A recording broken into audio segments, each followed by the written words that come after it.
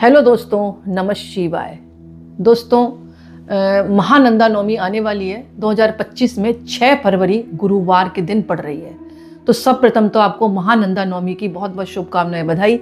ये दिन अपने आप में बहुत खास है। इस दिन जो है माता पार्वती के एक रूप देवी नंदा की भी पूजा का विधान है।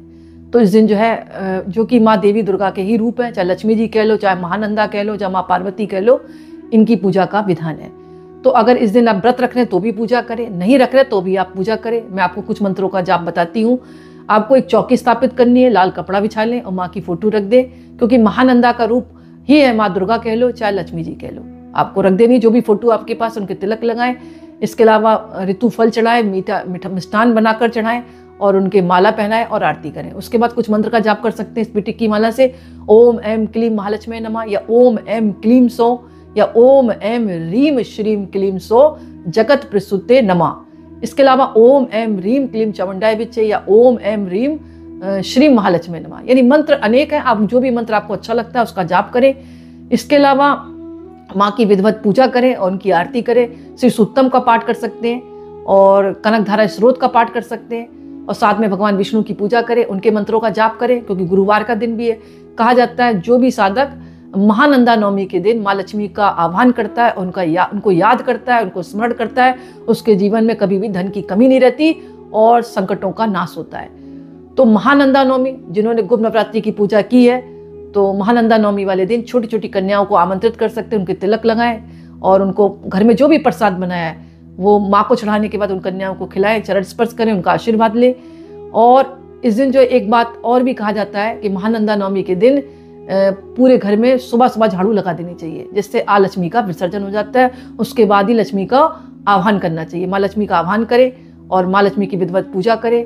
एक काम और कर सकते हैं, इस दिन जो है आप मखाने रख लें, 108 मखाने रख लें और हवन भी कर सकते हैं छोटा सा मंत्र के द्वारा। जैसे मंत्र इस प्रकार: देहि सौभाग्यम आरोग्यम देहि में परम सुखम रूपम देहि जयम देहि यशो देहि दिशो दही। इस तरह मंत्र का आपको जाप करना और 108 मखानों द्वारा आप हवन करते जाएं। फिर मंत्र को सुन ले। वैसे सभी को पता होगा ये मंत्र बहुत अच्छा है, इससे जीवन में सुख सौभाग्य बढ़ता है, आरोग्यता दूर होती है, सुंदरता बढ़ती है और चारों दिशाओं से सफलता मिलती है। मंत्र इस प्रकार दुर्गा सप्तशती में ये वर्णित है: देहि सौभाग्यम आरोग्यम देहि में परम सुखम रूपम देहि जयम देहि यशो देहि दिशो जही। फिर सुन ले आप: देहि सौभाग्यम आरोग्यम देहि में परम सुखम रूपम देहि जयम देहि यशो देहि दिशो जही। इस तरह मंत्र का जाप करना है आपको। इससे साधक के जीवन में चारों तरफ से सफलता ही सफलता मिलती है। इसके अलावा इस दिन जो है असहाय लोगों की आप मदद कर सकते हैं अपने अकॉर्डिंग। जो भी सामर्थ्य है आप उस हिसाब से दान करें और छोटी छोटी कन्याओं को जरूर अपने हाथों से आप कुछ उपहार दें। इसके अलावा शत्रुओं से छुटकारा पाना है ताकि शत्रुओं का मन बदल जाए, तो आपको सिद्ध कुंज का स्रोत का पाठ करना चाहिए और हर एक पाठ के बाद आपको हलवे से आहुति भी दें तो बहुत अच्छा फल प्राप्त होता है। जैसे ओम ऐं ह्रीं क्लीं चामुंडाय विच्चे, ओम ग्लोम हूं क्लीं जूसा जलय जलय जल जल प्रज्वल प्रज्वल, ऐं ह्रीं क्लीं चामुंडाय विच्चे जल हम सम लम छम फट स्वाहा। इस तरह आपको एक एक मंत्र बोलते जाना है और हलवे से आहुति देने हैं। फिर मंत्र को सुन ले। वैसे ही मंत्र सभी को पता होगा। साधक के जीवन में सारी मनोकामनाएं पूर्ण होती हैं और शत्रुओं से भी छुटकारा मिलता है। मंत्र को फिर सुन ले। वैसे सभी को पता है, दुर्गा सप्तशती में ये वर्णित है: ओम ऐं ह्रीं क्लीं चामुंडाय विच्चे, ओम ग्लोम हूं क्लीं जूम सा जलय जलय जल जल प्रज्वल प्रज्वल, ऐं ह्रीं क्लीं चामुंडाय विच्चे जल हम सम लम छम फट स्वाहा। इस तरह आपको आहुति देनी है। इससे भी साधक के जीवन में सारी मनोकामनाएं पूर्ण होती हैं और धन धान्य की वृद्धि होती है। शत्रु परेशान करना छोड़ देते हैं और आपके जीवन की प्रत्येक मनोकामनाएं पूर्ण होती हैं और संकट खत्म होते हैं। इसके अलावा आप जो है, मैंने बताया आपको छोटी छोटी कन्याओं को आप तिलक लगाकर आपको उपहार देना है, उनको अपने हाथों से नैवेद्य खिलाना है माँ को चढ़ाने के बाद। और कोई सुहागिन स्त्री आ जाए तो उसका भी आज के दिन आप अपमान ना करें। इसके अलावा जिन साधकों की शादी में दिक्कतें आ रही हैं वो भी इस दिन पूजा कर सकते हैं। सर्वमंगल मांगल्ये शिवे सर्वार्थ साधिके शरण्ये त्र्यंबके गौरी नारायणी नमस्तते। इस तरह जो है माँ की आराधना करें, क्योंकि महानंदा नवमी कोई और महानंदा जो नवमी पर माँ देवी की ही पूजा होती है, चाहे महानंदा देवी कह लो, चाहे माँ पार्वती कह लो, चाहे माँ सरस्वती कह लो या माँ लक्ष्मी कह लो, पर विशेषकर जो है लक्ष्मी जी की पूजा का विधान है।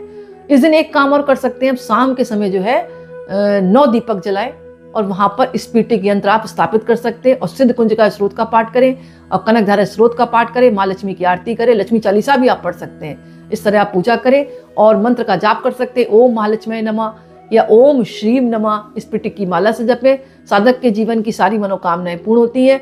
इसके अलावा आप जो है मंदिर जाने का मौका मिले आपको तो लक्ष्मी जी का मंदिर हो तो जरूर जाएं। अगर माँ लक्ष्मी का मंदिर नहीं है तो भी कोई परेशानी ना ले आप मन में, आप जो है दुर्गा जी के मंदिर भी जा सकते हैं। वहाँ पर आप ध्वजा चढ़ा दें, कल के दिन देवी के नाम की ध्वजा चढ़ाएं तो भी जो है साधक के जीवन में सारी मनोकामनाएं पूर्ण होती है।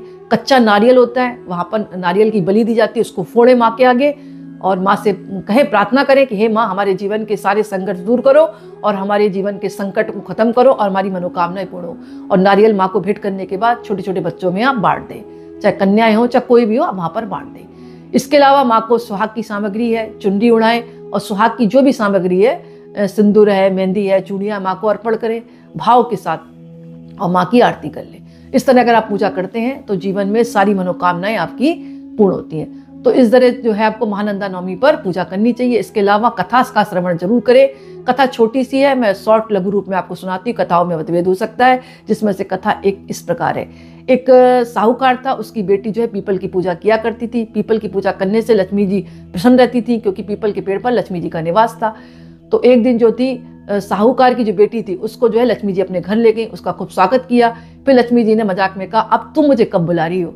अब इतना कहने से जो जो साहूकार की बेटी थी वो डर गई, बोली मेरे पास तो कुछ नहीं है, मैं कैसे माँ की सेवा करूंगी। लेकिन फिर भी उसने आमंत्रित कर दिया। अब वो घर पर आकर अपने पिता से बोली, बड़ी चिंता में थी, तो उसने क्या किया, चिंता को दूर करने के लिए एक चौकी बिछाई और माँ लक्ष्मी की फोटो रख दी और दीपक जलाकर पूजा करने लगी। इतने में क्या था, उसके आंगन में एक 9 लाख का हार गिर गया। अब वो बहुत प्रसन्न हुई, 9 लाख का हार को उसने बेच दिया। उसने बेचकर सारा पैसा इकट्ठा किया और लक्ष्मी जी के स्वागत के लिए बहुत सारे पकवान बनाए और उपहार स्वरूप बहुत सारी चीजें लाई। फिर जब लक्ष्मी जी आई तो उस बेटी ने स्वागत किया तो लक्ष्मी जी प्रसन्न हुई। तब से कहा जाता है जैसे कि उसकी मनोकामनाएं पूर्ण हुई, उसके जीवन के संकट हरे और उसकी मनोकामनाएं पूर्ण हुई। उसकी मनोकामना क्या थी कि मेरे पास पैसा है और मैं लक्ष्मी जी की सेवा कर सकूं, लक्ष्मी जी को मैंने आमंत्रित किया, अभी तो मेरे पास कुछ नहीं है और अब मैं माँ की सेवा कैसे करूंगी। तो उसने भाव के साथ माँ की आराधना करी तो उसके घर में क्या गिरा, 9 लाख का हार, फिर उसने बेचकर माँ की सेवा की। तो कहा जाता है जो भी इस कथा को सुनता है या सुनाता है उस साधक के जीवन में भी सारी मनोकामनाएं पूर्ण होती हैं, उस बेटी की तरह जैसे कि साहूकार की बेटी की पूर्ण हुई। और कथा सुनने के बाद माँ से क्षमा याचना मांगे और जितना हो सके माँ दुर्गा के मंत्रों का जाप करें, माँ काली के मंत्रों का जाप करें और माँ लक्ष्मी के मंत्रों का जाप करें और शाम के समय 9 दीपक प्रज्वलित करें। माता तुलसी के आगे भी प्रज्वलित कर सकते हैं। कहा जाता है गुप्त नवरात्रों पर अगर आपने पूरे 9 दिन पूजा नहीं करी है, अगर 9 दीपक जला दिए माँ के नाम, तो पूर्ण जो है आपको नवरात्रि का पूर्ण फल प्राप्त होता है। तो दोस्तों एक छोटा सा वीडियो था, मुझे आशा है कि आपको पसंद आया होगा। पसंद आए तो लाइक करें, कमेंट्स में नमः शिवाय जरूर लिखें। बहुत बहुत धन्यवाद।